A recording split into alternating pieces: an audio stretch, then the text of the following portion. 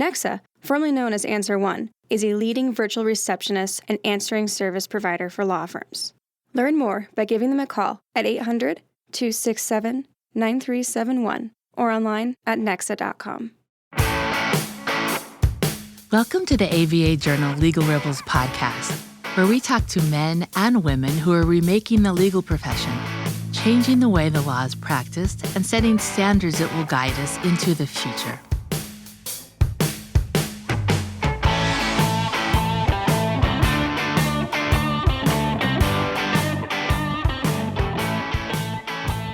Hello and welcome to the ABA Journal's Legal Rebels podcast.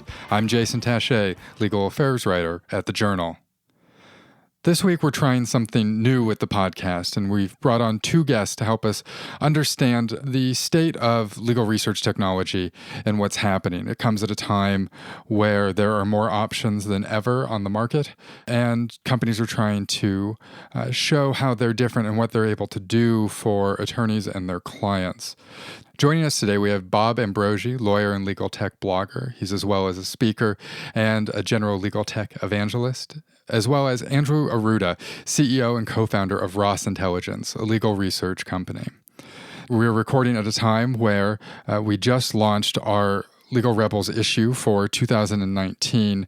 And within it, we have many people at different points in their career trying to change the way lawyers are thinking about technology. But Bob, with the focus of today's podcast, I would like to start with you. Can you give us an overview of what the legal research technology industry looks like right now, what types of products are offered, and how companies are beginning to differentiate themselves?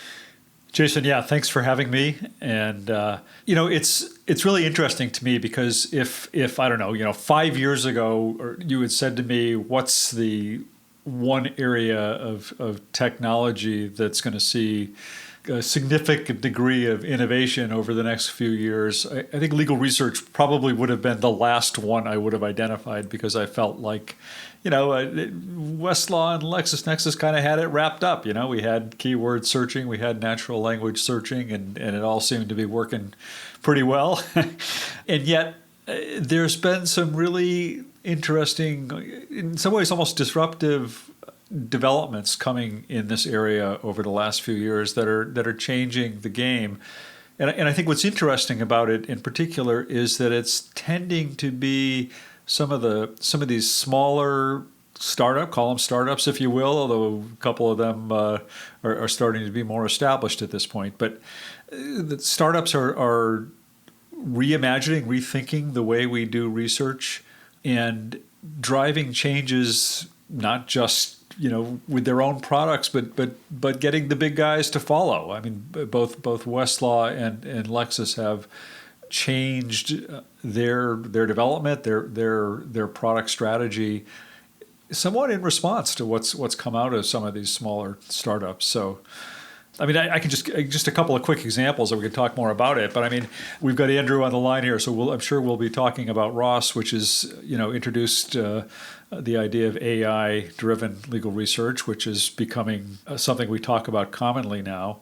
I think another great example is the company Casetext, which Casetext a few years ago introduced something called Kara, which is the idea of Kara originally was that you could upload a brief you'd written, and it would tell you what's missing in that brief, what cases should have been included in there that you didn't have in there already. And that's useful. That was useful kind of when vetting your own brief before filing it in court, or when you just got your opponent's brief in and you want to see what they omitted from their brief, whether intentionally or not. That kind of caught the world by storm in some ways. The American Association of Law Libraries gave that its New Product of the Year award, and Casetext went on to kind of further develop that so that Kara becomes kind of an augmentation of conducting research. So now when you enter a query in Casetext, you can also upload a document relevant to that query. Maybe you've received a complaint in a case and you want to do some research into how you should respond to that complaint.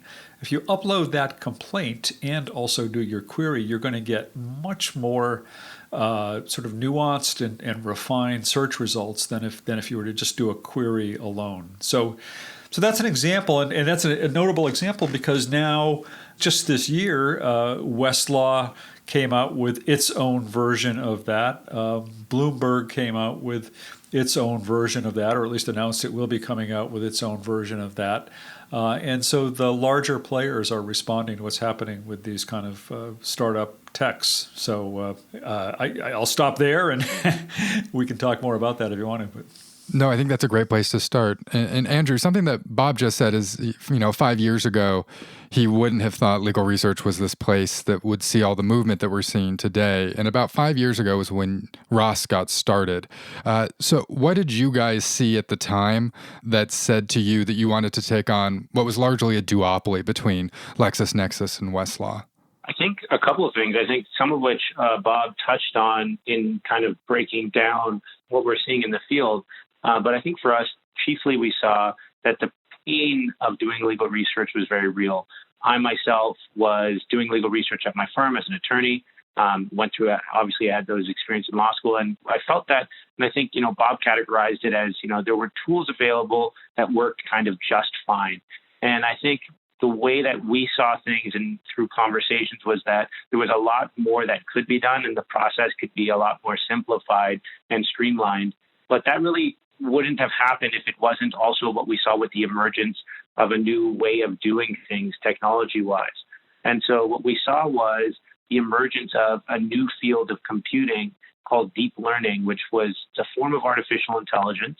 And what you have is a computer system learn how to do specific tasks by seeing past examples and then interacting with users to kind of refine the way it's, I'm doing air quotes here, thinking. And so what that has enabled when coupled with natural language processing capabilities is the ability for computer systems to truly start to understand text, but I also think most importantly, truly understand the questions you're asking of that text.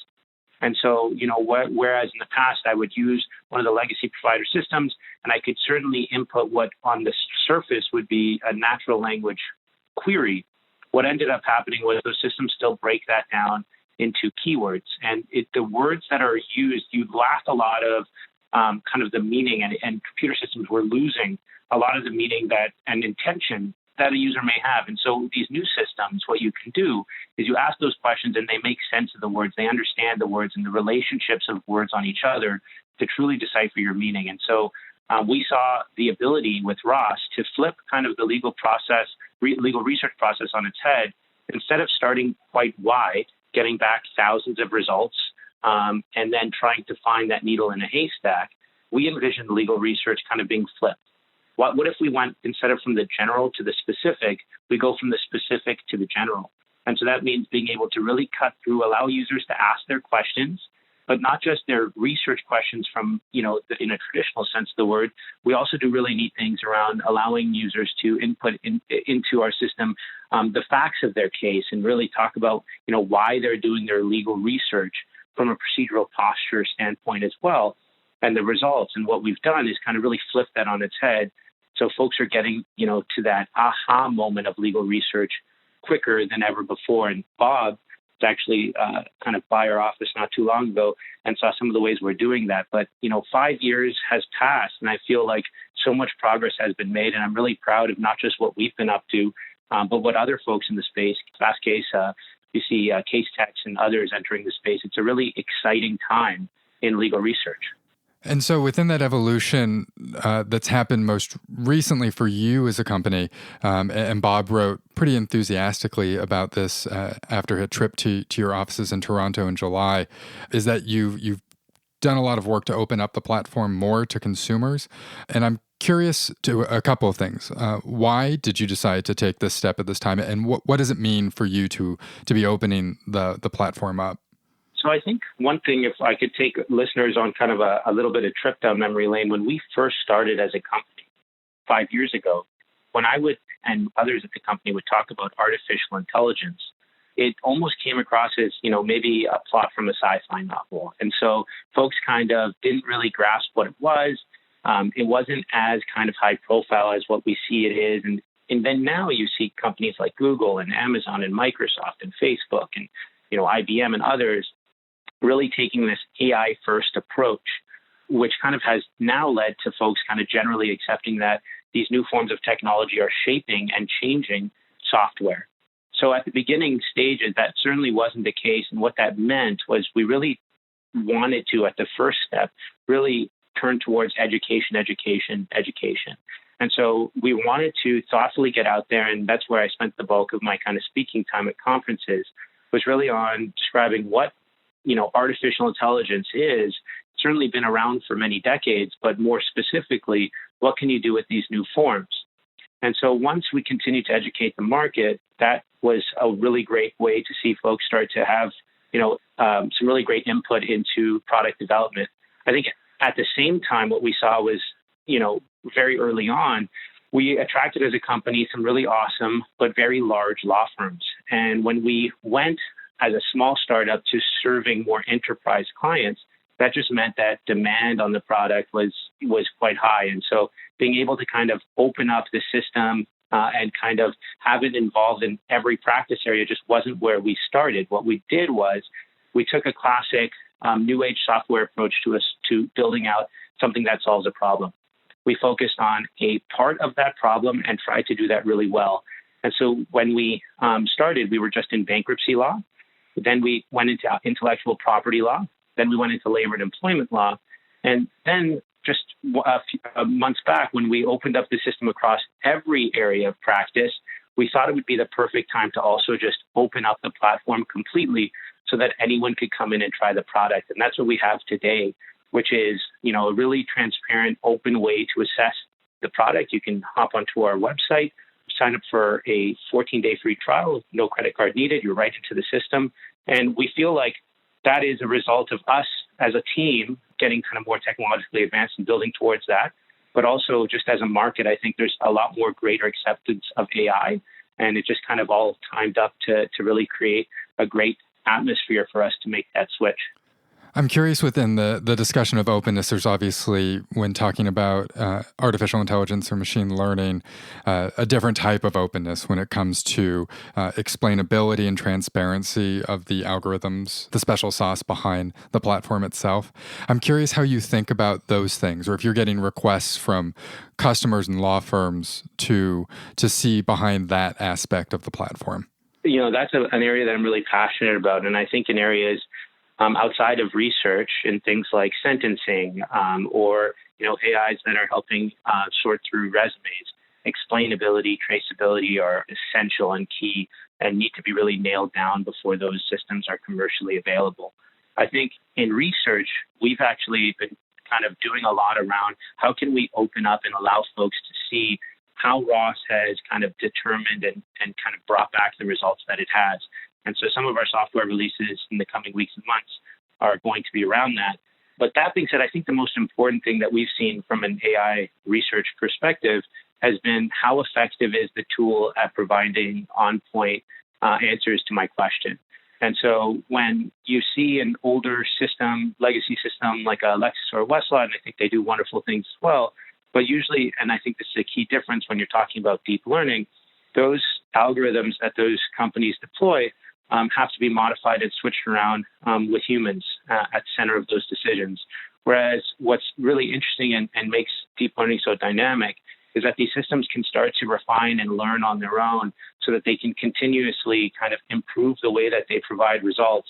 And I think that's really exciting. And I think there was a really wonderful paper by the awesome Susan Neville-O'Mart, and it was talking about how in legal research do systems like Lexis and Westlaw kind of return results and how are their algorithms weighed? And I wrote a response to it, and it was really well received, just talking about how in some ways, the way that deep learning and the way that AI approaches it, you may actually get some more insight than you do, or some additional kind of more controls than you do when you rely simply on a few humans to kind of make those tweaks manually. That's a place I wanted to go and ask you, so I'll do that now. When the game Go finally met its DeepMind match, so when artificial intelligence was able to beat the top-ranked human players in this game, it did so by making moves that a human wouldn't have done. And that was kind of its brilliance going through this refinement process that you just talked about. I'm curious if you see that in legal research as well, where a deep learning algorithm is going to pick out case law that maybe a human lawyer wouldn't have considered in the same way. I think that's already happening. And in some ways, you hear of things like Kara, and you hear of things like some of the new tools that legacy providers are kind of coming up with to keep up, and certainly what we're doing at Ross. We are using these kind of cutting edge technologies to reorder the way and the results you'd necessarily get back if you ran that same query through one of the legacy platforms. And when you do that, what's interesting, it doesn't seem as exciting or sexy as kind of an AI system, a winning and go. But what you do get and what we get on a daily basis kind of in feedback from our customers is, hey, this was really helpful because I ended up asking a question that I commonly deal with and I've dealt with many times. But it's interesting. It brought me back what I would have expected from one of those other providers. But it also brought me back a few cases that I didn't ever use and I hadn't seen before that are really on point and helpful. And so I think the main differentiator, though, to use that Go example, is in Go, there's a best move. There's an optimum. Certainly, it might get, into the minutia of how much better one move is to the other. But what's interesting and why I think legal research has been a perfect place for Ross to continue to build out a more AI-centered approach is that you want to see all the possible moves you can make. In other words, you want to see all the highest passages from case law that might help you argue what you want to accomplish for your client. And that's why this is so exciting. And I think from our perspective, especially allowing folks to do things that you can't really do in any other platform, like add facts and add, your procedural posture and kind of have more of a conversation with legal text, you end up getting some really awesome results. And so we might not have a Netflix kind of, Go gets defeated documentary, but I do think what we're already seeing is legal research is being shaped by AI and actually improving the end results for clients, which I think is and should always be the end goal. One of the lessons of that Susan Neville-Mart paper that Andrew alluded to is that these different research platforms return really different results. I mean, surprisingly different results, such that in her paper, which she compared a number of different research platforms, the top 10 search results in each of those platforms had almost no overlap in terms of the cases there.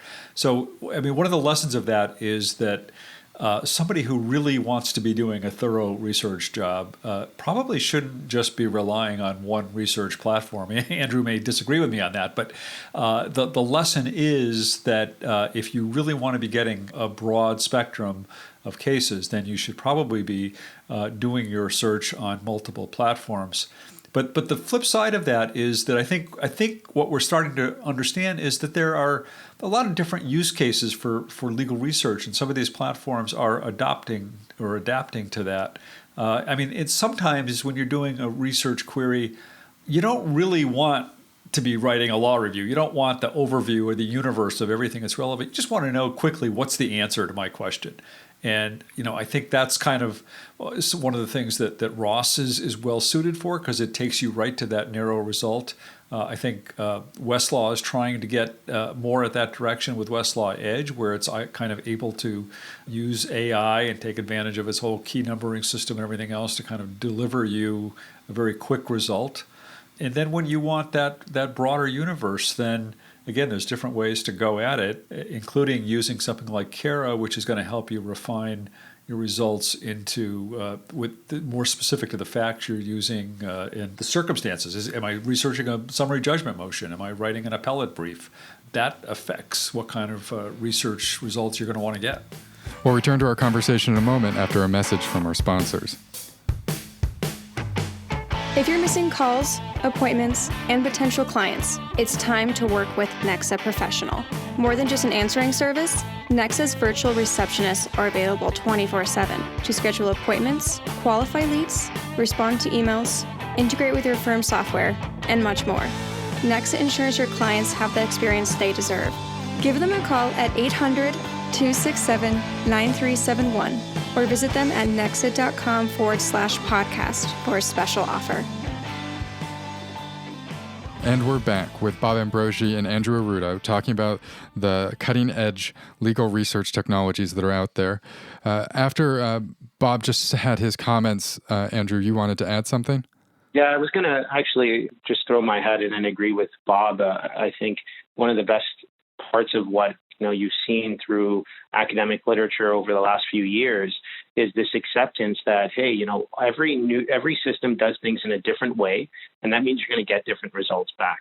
And I think the most effective way to do research is certainly to use multiple platforms so that you can weigh and maybe find those insights you might miss out. I think, however, and this is both from experience as an attorney, but also in conversations with our customers, I think the challenge is when some of the kind of more legacy providers, they're very high kind of per month rates that folks have to pay out. So oftentimes after they've paid out for one, you end up not having a budget to kind of compare and contrast. And so what we've done, and I know others in the space have been doing similar things, is try to make our system as affordable as possible. For example, us at Ross, we charge $89 a month, $69 if you do a year contract. But what I'm really kind of getting at is with these new providers, you're getting choice to try out and see results being produced for you using different methodologies. And I think the really neat thing is, especially considering pretty much everyone I know offers a free trial of some shape or form, you can really use those tools first, assess if they actually help you or not, and then kind of make a judgment. And I think that's the most important thing, because I think being excited about AI-enabled research or different ways of doing research is one thing, but seeing the results, getting your hands on that tech and trying it out is another. And so I encourage, folks who might be listening to this and say, hey, you know what? I didn't know there was any other choices out there. There's a universe of choices, and I think you would all benefit from kind of getting on there and trying things out. So, Bob, the jump off to having you two on the podcast today was the piece you wrote after visiting Ross in Toronto earlier this summer. And I'm curious, you were pretty excited in the piece talking about getting to see aspects of the platform and ask questions and get answers that you previously hadn't had access to. So what is it that you learned that you were unable to know before after this trip to Toronto? I guess what's sort of funny is that Andrew and I have known each other for a long time, but I had, generally if I call a tech company and say I'd like to review your product, the password is in the mail 5 seconds later, and I had some trouble with Andrew getting access to Ross to try it out. And, I understand the product was in development and evolving, and they were refining it over the years. So my experience in going to Toronto was completely, 180 degrees from that. As a matter of fact, Andrew had reached out to me and said, we want to open our doors to you. We want you to come up and look at what we're doing and look at look at meet our people, look at the technology, kick the tires and everything else. So, just having that opportunity to go in and not just review the product, but to be able to actually meet the people who are building it, and the engineers and the UX people and even the marketers and everybody else who's part of the team, and talk to them, it's eye-opening. It's always interesting when you do that with a technology company, and because you see that the people who are building these things, not just at Ross, I've seen this elsewhere, but the people who are behind these things are really passionate about what they're doing and really believe in what they're doing. And, it's encouraging to see that. And I think this is a company that has really matured both as a company and in terms of the product that it has, and I think that was the source of my enthusiasm. And you say that the process was eye-opening. I guess I'm still just trying to get to as someone who doesn't practice but writes in this space, me testing out a platform like Ross or Fastcase is kind of a moot point because I don't have the context for it. I'm curious, I guess, more about your process when you get the opportunity to test out these tools. What is it that you're looking for? What experience are you looking to have? Like, what are the notes that you're taking along the way? Well, I think, again, it goes back to a comment I made earlier that there are, I think, different ways of approaching legal research. There are different problems that you're approaching in legal research. And, I think what Ross has done is to turn the equation upside down in a way. When I was meeting with them in Toronto, they kind of used the phrase of an inverted pyramid. But the typical way the way we've been trained to come at research is to put in a query and get a whole bunch of cases and try and sort through those to find what's most relevant to what we're doing. And Ross is taking the approach of saying, let's build a platform that's going to deliver you the most specific results we can deliver, or the most precise results we can deliver, and then you kind of work backward from that and broaden out your search if you need to do that. There are so many examples on the market right now of coming at legal research from a different angle. Just another example, we haven't really talked at all about analytics, but there's been a huge rise over the last year or two in this area of litigation analytics. And in the research field, that means that, you can go in and kind of find out things like how long is it likely to take a case to get decided, or a particular kind of motion to get decided, and what are the odds that your motion is going to get granted or not, given the particular judge that it's before. But so now, that's been extended over the last year to kind of combine sort of straight data analytics with the context, the language of cases. LexisNexis launched a product last year called Context, which was built off of something that a startup called Ravel that it acquired had first developed. But Context is something where it's using AI and analytics to look at the cases that a judge has decided and to tell you when you're arguing a case before that judge, what's the precedent that judge relies on? Who are the judges that judge considers authoritative? So when you're crafting your brief, you can write your brief with an eye to knowing the cases that judge is likely to find convincing, or the precedents that judge is likely to find convincing. And that's another example where Lexis came out with that, and then now Westlaw Edge now came out with its version of that as well, kind of context analytics. So I don't know if I'm answering your question, but I guess what I'm saying is what I'm looking for is, really not so much how it applies to my practice, because I'm writing reviews of these things, but how do they differ? How are they unique? How are they delivering something that isn't already on the market? And how is that something useful to a practicing lawyer?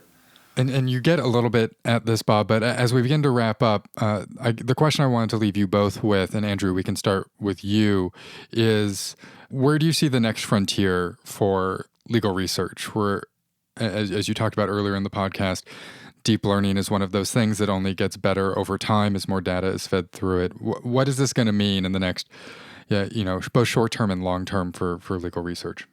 I think, again, might not be as exciting of kind of a statement from me necessarily, but I think it is. I think the big thing that I see next for legal research is a move for, everyday folks to be able to, and I mean this from a practitioner standpoint, to be able to afford to have and are using, it becomes kind of the usual, to have access to maybe multiple platforms, or, a lot of folks just use Ross and they find Ross to be enough, especially if they start with two and then they eventually see they're starting and finishing their research in our tool and they switch. But my point is this kind of new landscape, this attitude and culture of trying things out, especially if, things are available for trial. So I think that might be my short-term kind of exciting thing. Now, I know you want something more exciting from a technology standpoint. And I think the way that I see things and the way that we see things at Ross is that we took on the legal research problem first because it's a really hard problem. Being able to have a computer system understand the nuances of human kind of writing is already difficult. Add on legal writing, which is almost notoriously kind of known to be complex and kind of full of legalese, was also an additional challenge. But I think we're starting to see some really awesome results in this as we've kind of chipped away over the years. And so I see things going further. And that means having these systems be able to take on more of an attorney's workflow, perhaps around research. So what happens after you do research or what happens before? So, software that enables better client intake conversations and interviews, which may offer questions that an attorney may miss out on. Or alternatively, software systems that, you start your research, you draft your research with it as an assistant, and then it ends up filing things automatically and kind of having more of that full integrated kind of workflow arrangement. So I think the sky's really the limit, but I think before we get ahead of ourselves, with some of the crazy things to come, I do think we still have this big challenge where in legal, there is an inertia around software. We haven't seen a lot of movement from kind of the incumbents in the space to really change their products until what we're seeing over the last few years. And it's now moving at such a pace that I don't think, I was at a firm of about 4 lawyers. It's hard to keep up to date with what's happening. And so I think my big hope is for folks to get excited about these new tools, to start thinking and getting used to the idea of doing legal research differently. And then getting out there and trying things out. You have nothing to lose. And in many ways, you have a lot of things to gain. And I think even from a dollars and cents standpoint, a lot of solos and small law firms, a big part of their overhead are their subscriptions to services like a West or a Lexis. If you're able to combine, a Fastcase and a Ross or Ross solely, et cetera, I think it makes a lot of sense. So I get more excited about that necessarily than some of the sci-fi stuff. And Bob, what about you? What's in your crystal ball? I think that we are really just at the early, very, very early stages of understanding what artificial intelligence can do in legal research. Not to make this sound like a commercial for Ross, but one of the people that I met when I was up there in Toronto was the guy they just brought aboard as their head of engineering. A guy who used to work for Shopify and Google as an engineering lead there.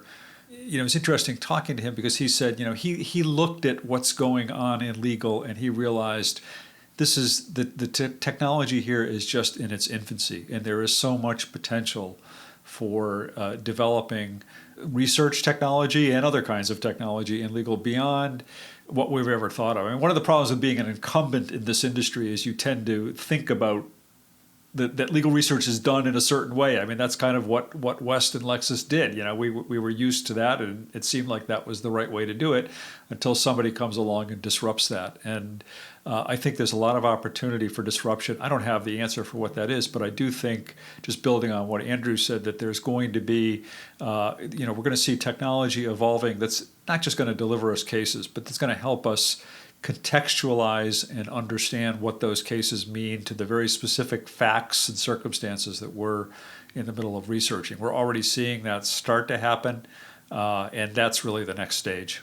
Well, as these developments continue to march their way forward, I'm sure we'll have you guys back on to discuss what the next cutting edge is going to be. I want to thank you both for taking the time to be with us today. Yeah, thanks so much, Jason. Appreciate it. Thanks so much for having me on. Bob Ambrogi is a lawyer and legal tech blogger, speaker, and general tech evangelist, and Andrew Arruda is the CEO and co-founder of Ross Intelligence. And if you haven't yet, you can go to abajournal.com/legalrebels to see 2019's Legal Rebel cohort. Thank you again for listening, and we'll be back next month. If you'd like more information about today's show, please visit legalrebels.com, legaltalknetwork.com, subscribe via iTunes and RSS, find both the ABA Journal and Legal Talk Network on Twitter, Facebook, and LinkedIn, or download the free apps from ABA Journal and Legal Talk Network in Google Play and iTunes. The views expressed by the participants of this program are their own and do not represent the views of, nor are they endorsed by, Legal Talk Network, its officers, directors, employees, agents, representatives, shareholders, and subsidiaries. None of the content should be considered legal advice. As always, consult a lawyer.